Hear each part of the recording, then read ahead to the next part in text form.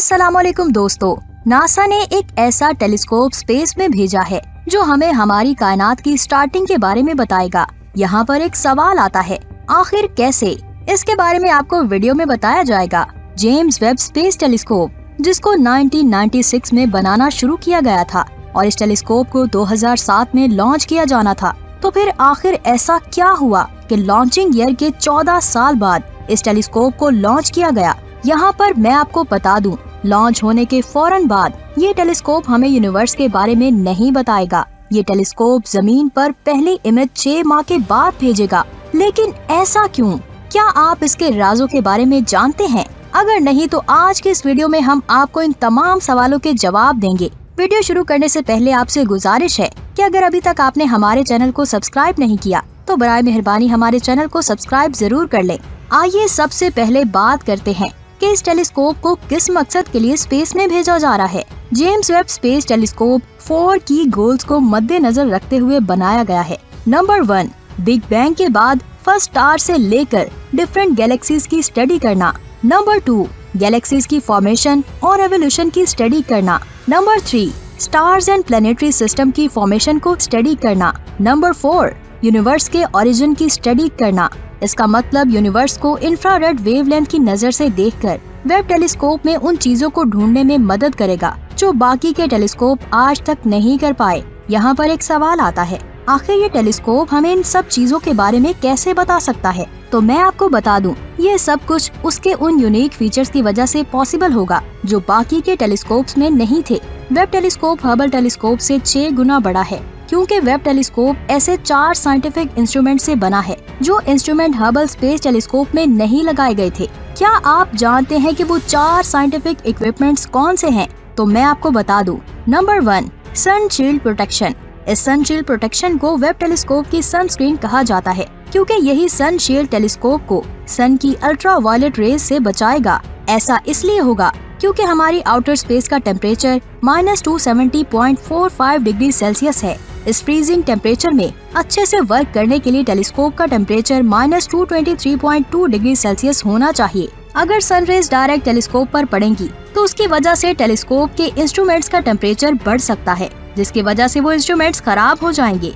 इस प्रॉब्लम को सॉल्व करने के लिए टेलीस्कोप में कैप्टन ई नाम की पोलियोमाइड फिल्म की 5 सन शील्ड लेयर्स लगाई गई हैं, जो ह्यूमन हेयर जितने पतले होते हैं। इन शील्ड की दोनों साइड्स को एल्यूमिनियम और सिलिकॉन से कोट किया जाता है ताकि वो सन की हीट को वापस स्पेस में रिफ्लेक्ट कर सके, जिसकी वजह से सन शील्ड की ऑपोजिट साइड कूल रहेगी। वैसे तो इस शील्ड का साइज एक टेनिस कोर्ट जितना है, लेकिन इसे ऐसा डिजाइन किया गया है कि वो 12 दफा फोल्ड हो सके और इसे लॉन्च के वक्त आसानी से पैक करके रॉकेट में डाला जा सके ताकि कोई भी चीज डैमेज ना हो सके।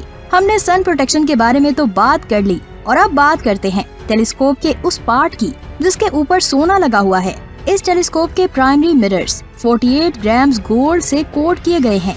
यहाँ पर एक सवाल आता है, आखिर गोल्ड से ही क्यों?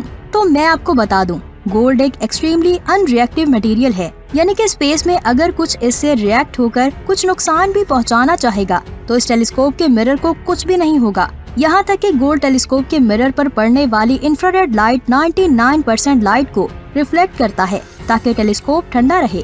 यहाँ पर मैं आपको बता दूं, दुनिया में जेम्स वेब स्पेस टेलीस्कोप एक ऐसा टेलीस्कोप है जिसमें गोल्ड को यूज किया गया है।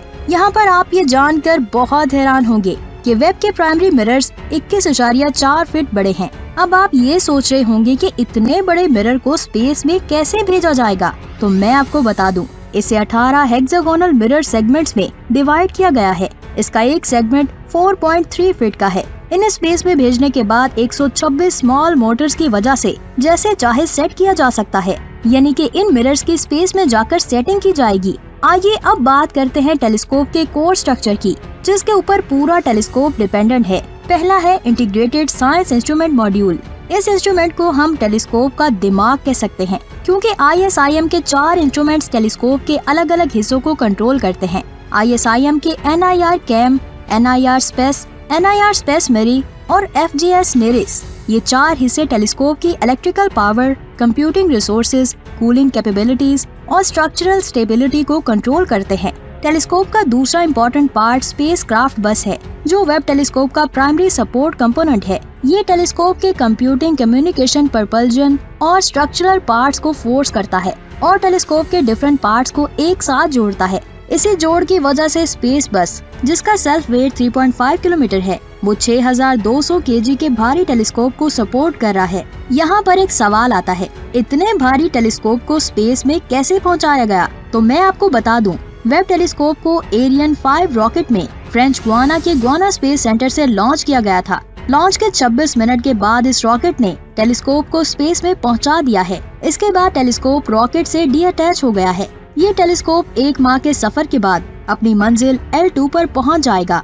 अब आप ये सोच रहे होंगे कि ये L2 क्या है, तो मैं आपको बता दूं, L2 को लैंग्रेंज पॉइंट 2 भी कहा जाता है। इस पॉइंट का नंबर 2 इसीलिए है क्योंकि इस तरह के 5 पॉइंट्स हैं। लैंग्रेंज पॉइंट्स ऐसे पॉइंट्स हैं जहां पर सन और अर्थ की ग्रेविटी बैलेंस्ड होती है और यही ग्रेविटेशनल बैलेंस किसी भी ऑब्जेक्ट को रिवॉल्व करने के लिए सपोर्ट करता है। यहाँ पर एक सवाल आता है, आखिर L2 पॉइंट ही क्यों, बाकी के पॉइंट्स क्यों नहीं? तो मैं आपको बता दूं, L2 अर्थ से 1.5 मिलियन किलोमीटर दूर है, सन की ऑपोजिट डायरेक्शन में, और नॉर्मली कोई भी ऑब्जेक्ट जो सन से मिलियंस माइल्स दूर होता है, वो सूरज के गिर्द ऑर्बिट करने के लिए 1 साल का वक्त लेगा। लेकिन L2 के मामले में सन और अर्थ दोनों के साथ यूनिसोन में है, जिसकी वजह से दोनों से निकलने वाली ग्रेविटी टेलीस्कोप को extra boost of energy provide करेगी, जिसकी वजह से वो जमीन के ईयरली ऑर्बिट में पहुंचकर परफेक्टली सिंक करेगा। और टेलीस्कोप का अर्थ से ये डिस्टेंस लोकेशन ही वेब टेलीस्कोप को यूनिवर्स में कई लाइट ईयर्स दूर तक देखने में हेल्प करेगा। लेकिन L2 पर पहुंचते ही वेब टेलीस्कोप हमें रिजल्ट्स नहीं देगा। इस टेलीस्कोप को ये बताने के लिए 6 माह लग जाएंगे कि हमारी कायनात कैसे बनी। आखिर इतना टाइम क्यों लगेगा? मैं आपको बता दूं, किसी भी सब्जेक्ट की बुक लेने से आप पास नहीं होते, आपको उसे पढ़ना पड़ता है। तो सेम इसी तरह L2 पर पहुंचते ही वेब टेलीस्कोप अपनी स्टडी स्टार्ट नहीं कर सकता। उसे पहले मिल्की वे के नियर बाय मूविंग ऑब्जेक्ट्स को, जैसे कि asteroids, comets, moon and planets पर टारगेट करके इंस्ट्रूमेंट्स का डाटा और वर्किंग मैकेनिज्म को चेक करना पड़ेगा। इन फाइनल ऑब्जर्वेशंस के बाद 6 माह में ये टेलीस्कोप यूनिवर्स के तमाम राजों के बारे में जानने के लिए रेडी हो जाएगा। यूनिवर्स के इन राजों के बारे में हम 14 साल पहले ही जान चुके होते अगर ये टेलीस्कोप 2007 में लॉन्च हुआ होता। तो आखिर ऐसा क्या था कि इस टेलीस्कोप को लॉन्च होने के लिए इतना ज्यादा टाइम लगा? दरअसल वेब टेलीस्कोप की डेवलपमेंट की स्टार्टिंग 1996 में $500 मिलियन बजट के साथ हुई थी, क्योंकि इस टेलीस्कोप को हबल स्पेस टेलीस्कोप के मुकाबले में ज्यादा फास्टर और बेटर बनाना था। लेकिन 2005 में बजट खत्म होने की वजह से प्रोजेक्ट मेजर रीडिजाइन में चला गया और फिर 2016 में इसकी कंस्ट्रक्शन कंप्लीट हो गई। इसके बाद इसे टेस्टिंग के लिए भेज दिया गया। टेस्टिंग के वक्त 2018 में सनशील्ड फटने की वजह से इस प्रोजेक्ट को वापस होल्ड कर दिया गया और लास्ट में जब ये टेलीस्कोप कंप्लीट होने वाला था कि 2020 मार्च के कोविड पेंडेमिक की वजह से इस प्रोजेक्ट को फिर से डिले कर दिया गया। जब कोविड का जोर थोड़ा कम हुआ तो टेलीस्कोप और रॉकेट्स के तमाम इंस्ट्रूमेंट्स को दोबारा से चेक किया गया तो पता चला कि टेलीस्कोप के लॉन्च व्हीकल्स एरियन 5 में कुछ खराबी है, जिसकी वजह से अक्टूबर से लेकर दिसंबर तक ये प्रोजेक्ट एक्सटेंड हो गया। लेकिन फिलहाल ये टेलीस्कोप लॉन्च हो चुका है। ये प्रोजेक्ट $500 मिलियन से स्टार्ट हुआ था और इसकी एंडिंग $8.8 बिलियन पर खत्म हुई है। कुछ ही माह के बाद ये टेलीस्कोप हमें स्टार की फॉर्मेशन से लेकर हमारी यूनिवर्स कैसे बनी ये भी बताएगा।